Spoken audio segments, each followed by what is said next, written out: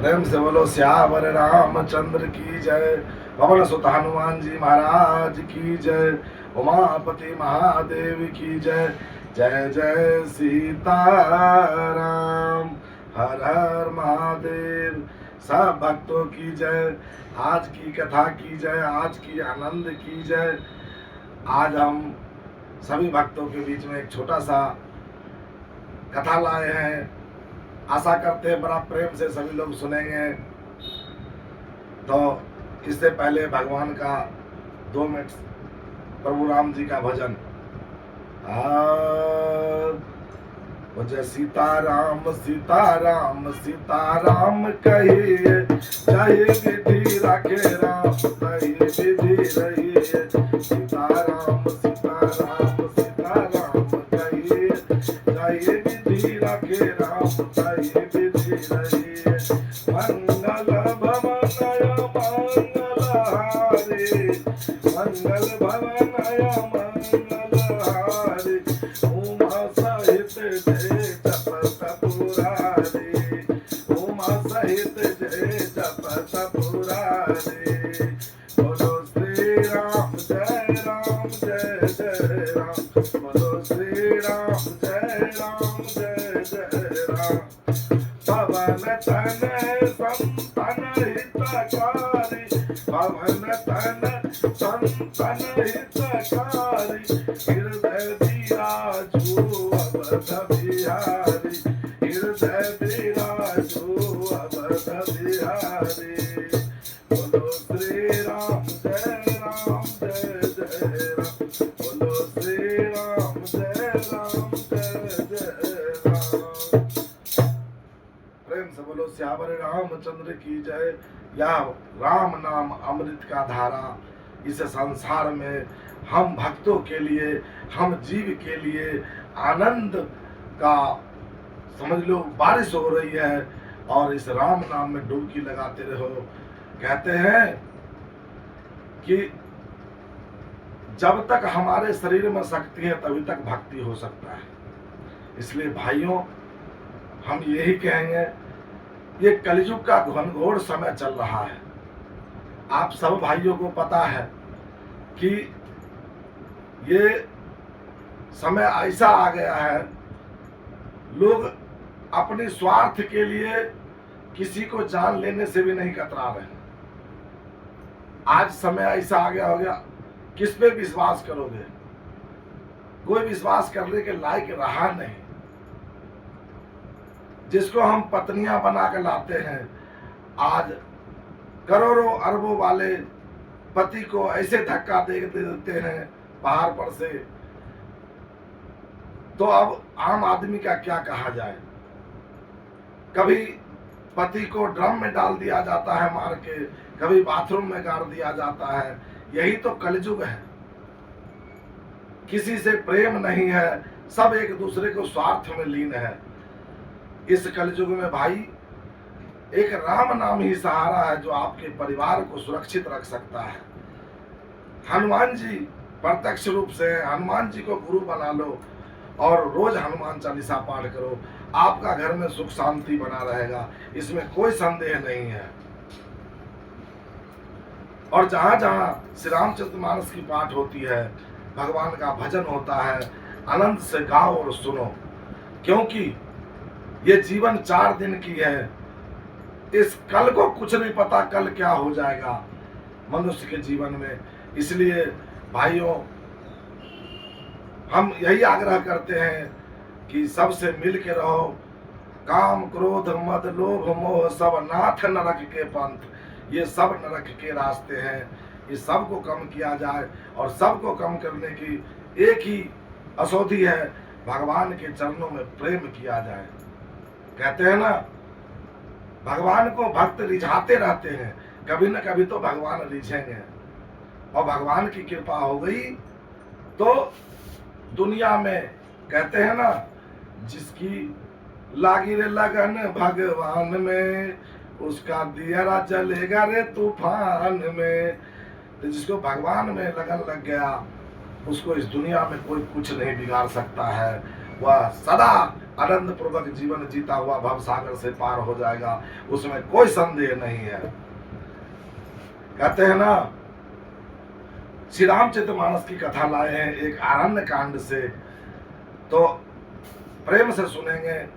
जब भगवान वन में थे तो आरण्य कांड का एक कथा आती है कि भगवान एक बार शांति पूर्वक माँ सीता जी के साथ बैठे थे एक शिला पे। तो बाबा लिखते हैं, एक बार भरे कुसुम सुहाए, एक बार भरे कुसुम सुहाए, निज कर भूषण राम बनाए। एक बार भरे कुसुम सुहाए, निज कर भूषण राम बनाए। सीताए पहराए प्रभु सादर, सीताए पहराए प्रभु सादर, फटक सिला बैठे प्रेमादर, फटक सिला बैठे प्रेमादर। बोलो श्री राम जय राम जय जय राम, श्री राम जय राम जय जय राम। इसी बीच में जयंत भगवान बैठे थे फटिक शिला पे और माँ सीता जी को फल फूल लाला के और माला बना बना के माँ सीता जी को पहरा रहे थे और सजा रहे थे। राम जी अपने हाथों से श्रृंगार रस में दिया गया है। तो यह देख के जो इंद्र के पुत्र जयंत हैं वह देखे कि ये भगवान नहीं हो सकते हैं, ये लगते हैं कोई राजा के लड़का है, क्योंकि भगवान ऐसा लीला थोड़े करेंगे। अपनी पत्नी को माला पहनाएंगे तो बाजूबंद पहनाएंगे फूल के, सीता जी को सजा रहे हैं। इनका शक्ति का पता लगाना चाहिए कि भगवान है कि नहीं है। उसने काग रूप धरा, वाह यश धरी, वाह यश रूप धरी कागा, अति मंदमती भगवान राम की पास आए और भगवान का बल बुद्धि का था लगाने आया। गोस्वामी तुलसीदास जी कहते हैं मंद बुद्धि है ये काग जयंत, जो भगवान का शक्ति का पता लगाने आया। अरे मूर्ख, कहाँ हाथी कहाँ चींटी, तू तो चींटी है और हाथी का बल का पता लगाने आया है। वो कौवा बन के आए और सीता जी के चरण में चोंच मार दिए, खून बहने लगा। वो काग उड़ के भागा, राम जी देखे कि सीता जी के चरण में चोंच मार के भागा है और खून बहने लगा।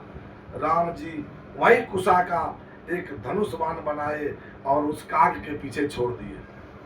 अब काग भागता जा रहा है, पहले अपने पिता इंद्र के पास गया, पिताजी मुझे रक्षा कीजिए।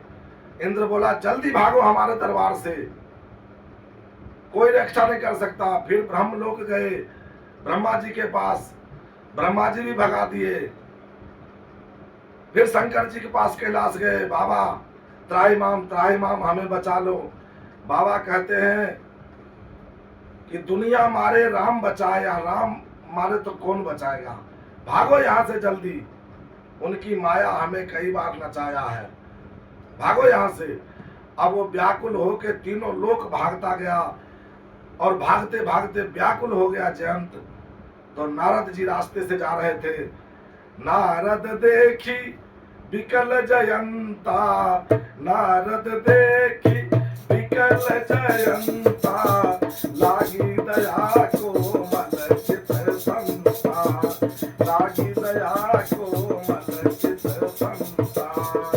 बोलो श्री राम जय राम जय जय राम, बोलो श्री राम जय राम जय जय राम। कहते हैं कि जब नारद जी देखे तो संत तो दयालु होते ही हैं, संत का मन निर्मल होता है हो, क्योंकि संत भगवंत के शरण में हमेशा रहता है, इसलिए उसके अंदर काम क्रोध लोभ मोह अहंकार बहुत कम हो जाते हैं। तो दया भावना रखता है। तो संत नारद मुनि देखे व्याकुल जा रहा है इंद्र भागता हुआ, बोले अरे रुको रुको रुको, कहाँ जा रहे हो? बोले देखने दो, पीछे हमारे धनुष बाण आ रहा है, मार देगा। बोले कौन चलाए हैं? बोले जो राम नीचे हैं वही बाण चला दिया हमारे पीछे। तो नारद जी कहते हैं बाप बेटा, इस दुनिया में कोई मारे तो राम बचा लेंगे, लेकिन राम मारे तो कौन बचाएंगे? बेटा उन्हीं के शरण में चला जा, तभी तेरी रक्षा हो सकती है।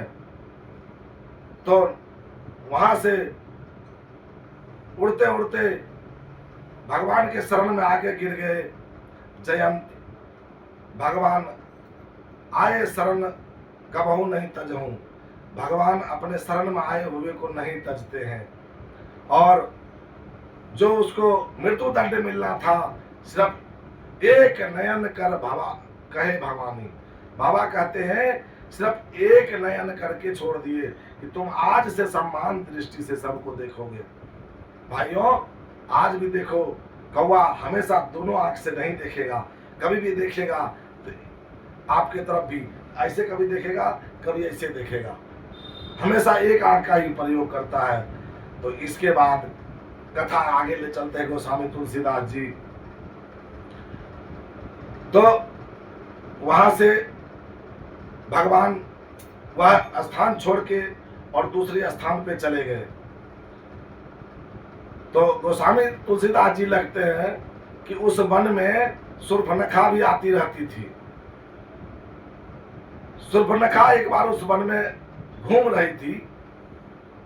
बाबा कहते हैं शूर्पणखा रावण की बहिनी, अदुष्ट हृदय दारुण दुख आहिनी।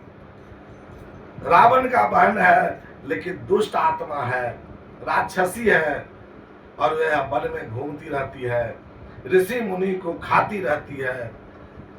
आज राम जी, लक्ष्मण जी, सीता जी को देख के राम जी पर मोहित हो गई और अपना सुंदर रूप बनाया, राम जी के पास चला गया और हाथ जोड़ के क्या कहता है, प्रभु हो तुम सम पुरुष नमो सम नारी, तुम सम पुरुष नमो सम नारी, श्री राम जय जय राम, तुम सम पुरुष नमो सम नारी, यह संजोग विधि रचा विचार, मम अनुरूप पुरुष जग नाहि, देखऊं खोज लोक तिहु माहि, राते अब लगी रहूं कुमारी, मन माना कछुक महि निहार, श्री राम जय राम।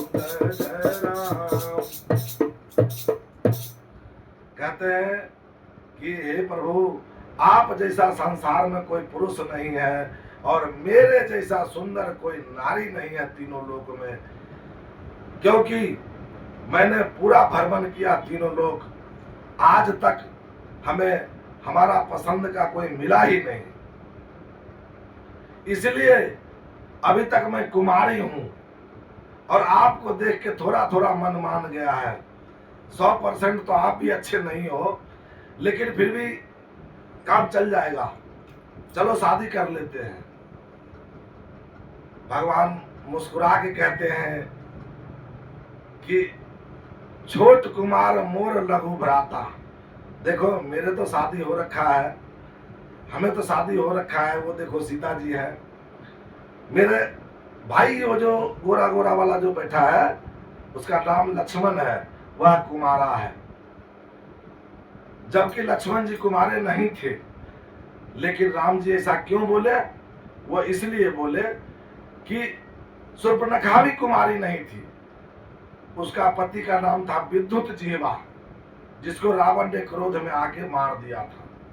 उसी दिन से शपथ खाई थी शूर्पणखा कि कोई न कोई ऐसा पुरुष मैं ढूंढूंगा जो तुम्हें मार देगा, और आज तक उसको मिला नहीं था। इसी परीक्षण के लिए राम जी से के पास आई थी। तो जिस तरह वह कुमारी नहीं थी, उस तरह यह भी कुमारे नहीं थे। फिर शूर्पणखा लक्ष्मण जी के पास गई। लक्ष्मण जी कहते हैं कि उन्होंने जो कह दिया वही मान गए, तुम्हें झांसा दे रहे हैं वो। अरे वो अवध के राजा हैं और मैं तो दास हूं। अब एक बात बताओ, आपको रानी बनना है कि दासी? बोले रानी बनना है। फिर बोले इस दास के पास क्या कर रहे हो? जाओ उनके पास, वो अवध के राजा है। और फिर शूर्पणखा राम जी के पास आई।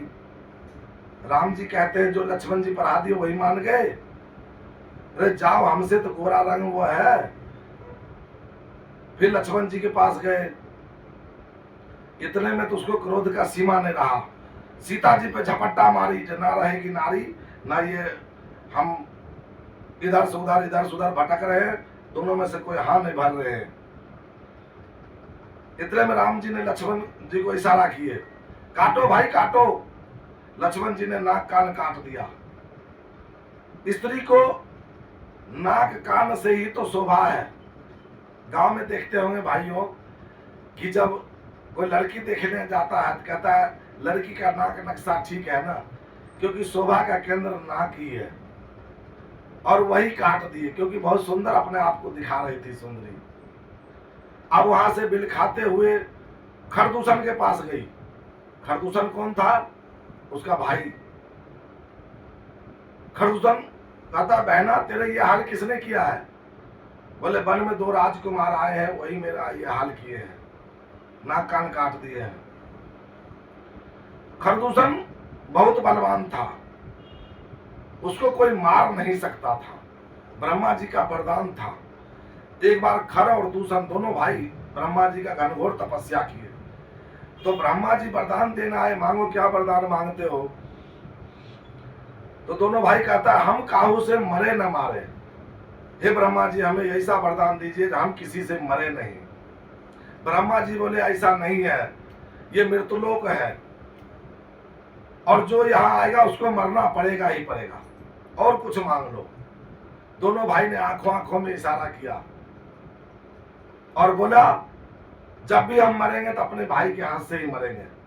वो भी यही बोला जब भी मरेंगे तो हम अपने भैया के हाथ से ही मरेंगे। अभी खरदूषण दोनों भाई इतना प्रेम था, बोले हम दोनों कभी लड़ेंगे नहीं, कभी मरेंगे नहीं। बोलो श्यावर रामचंद्र की जय। लेकिन ऐसा होता नहीं है। ब्रह्मा जी बोले हमें वस्तु ऐसा ही हो। आज वही दिन आ गया जब शूर्पणखा को कहते चलो दिखाओ राजकुमार कहाँ है। और खरदूषण पूरे सेना लेके और शूर्पणखा को आगे किया और पहुंच गए राम जी के पास। दूर से देखे और वार शुरू कर दिए, धनुष वार सेनाओं को लेके। राम जी लक्ष्मण जी को समझा रहे हैं कि आप भाभी को लेके अंदर चले जाइए, आज का युद्ध हम संभालते हैं।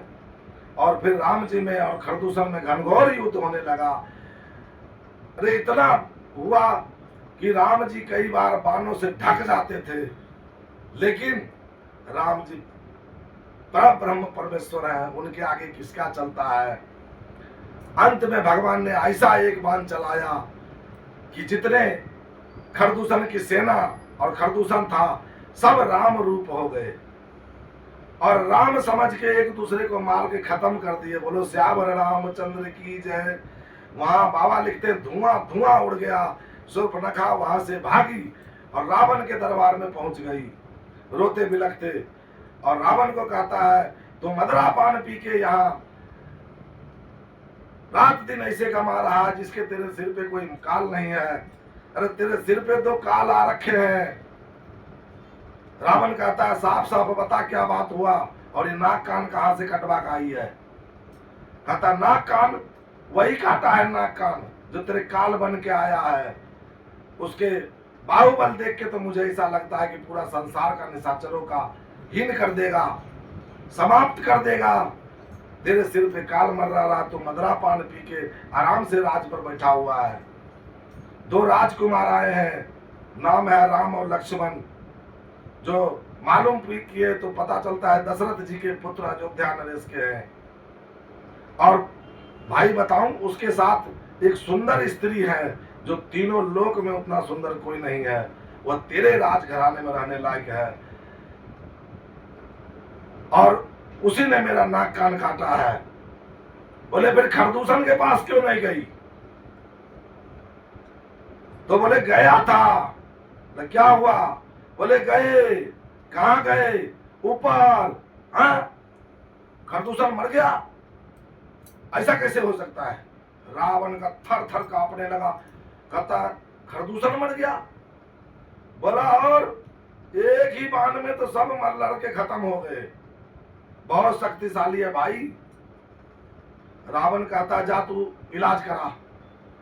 उसको मंत्रियों के साथ इलाज कराने के लिए भेज दिया रावण, और रावण गया अपने महल में, गेट को बंद कर लिया और सोचने लगा, खरदूषण मौसन बलवंता, उन्हें कुमार बिनु भगवंत, श्री राम जय राम जय जय राम। खरदूषण मौसन बलवंता, उन्हें कुमार बिनु भगवंता, श्री राम जय राम। बोलो श्री राम जय राम जय जय राम।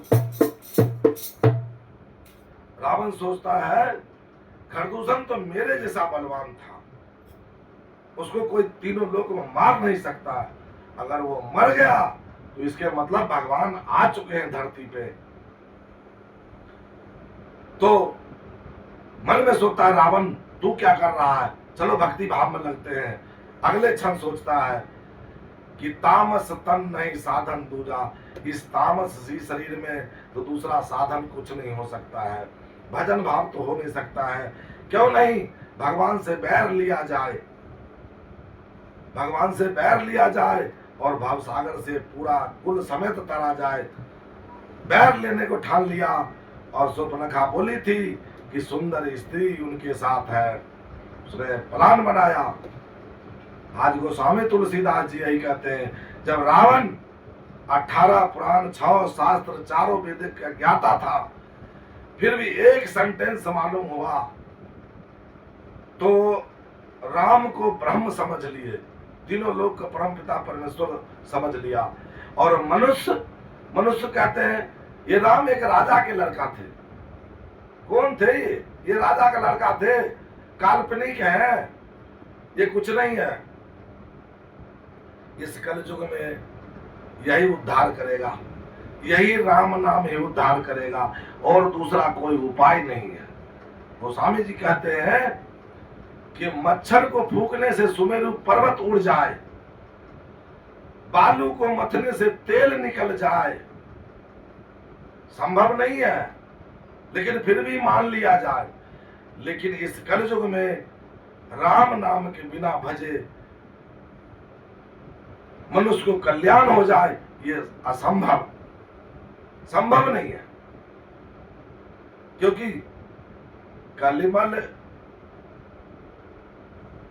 नहीं कलि कर्मना धर्म विवेकु, राम नाम अवलंबने को।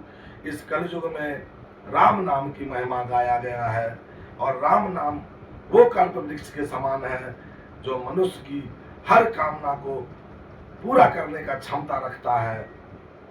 और हमारे गुरु जी हनुमान जी सदा सहयोगी है, भक्तों को सदा रक्षा करते रहते हैं।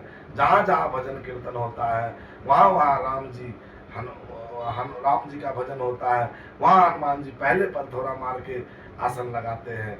बोलो श्यावर रामचंद्र की जय, पवन सुत हनुमान की जय, उमापति महादेव की जय। आज की कथा की जय, जय जय सीताराम।